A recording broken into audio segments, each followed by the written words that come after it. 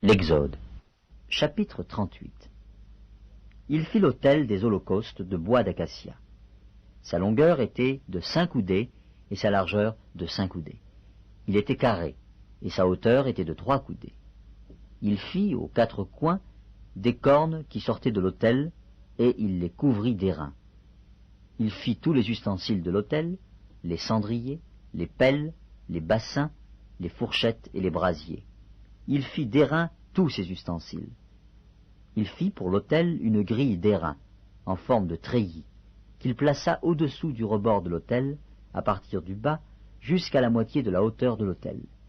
Il fondit 4 anneaux, qu'il mit aux 4 coins de la grille d'airain, pour recevoir les barres. Il fit les barres de bois d'acacia, et les couvrit d'airain. Il passa dans les anneaux, aux côtés de l'autel, les barres qui servaient à le porter. Il le fit creux, avec des planches. Il fit la cuve d'airain, avec sa base d'airain, en employant les miroirs des femmes qui s'assemblaient à l'entrée de la tente d'assignation. Il fit le parvis. Du côté du midi, il y avait, pour former le parvis, des toiles de fin lin retors, sur une longueur de 100 coudées, avec 20 colonnes posant sur 20 bases d'airain. Les crochets des colonnes et leurs tringles étaient d'argent.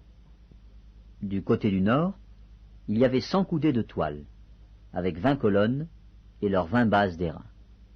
Les crochets des colonnes et leurs tringles étaient d'argent. Du côté de l'Occident, il y avait 50 coudées de toile, avec 10 colonnes et leurs 10 bases.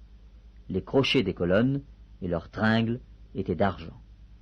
Du côté de l'Orient, sur les 50 coudées de largeur, il y avait pour une aile 15 coudées de toile, avec 3 colonnes et leurs 3 bases, et pour la seconde aile, qui lui correspondait de l'autre côté de la porte du parvis, 15 coudées de toile, avec 3 colonnes et leurs 3 bases.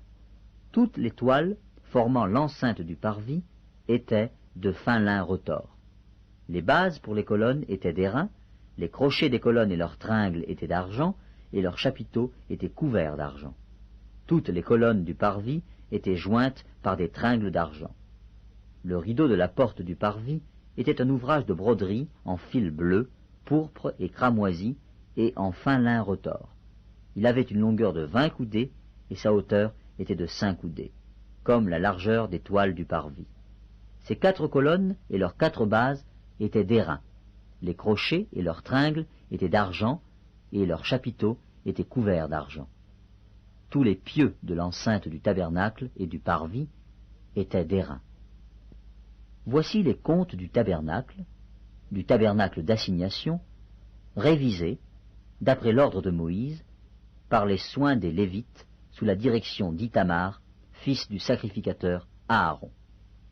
Betsaléel, fils d'Uri, fils de Hur, de la tribu de Juda, fit tout ce que l'Éternel avait ordonné à Moïse. Il eut pour aide Oholiab, fils d'Ahisamach, de la tribu de Dan, habile à graver, à inventer et à broder sur les étoffes teintes en bleu, en pourpre, en cramoisi et sur le fin lin. Le total de l'or employé à l'œuvre pour tous les travaux du sanctuaire, or qui fut le produit des offrandes, montait à 29 talents et 730 cycles, selon le cycle du sanctuaire.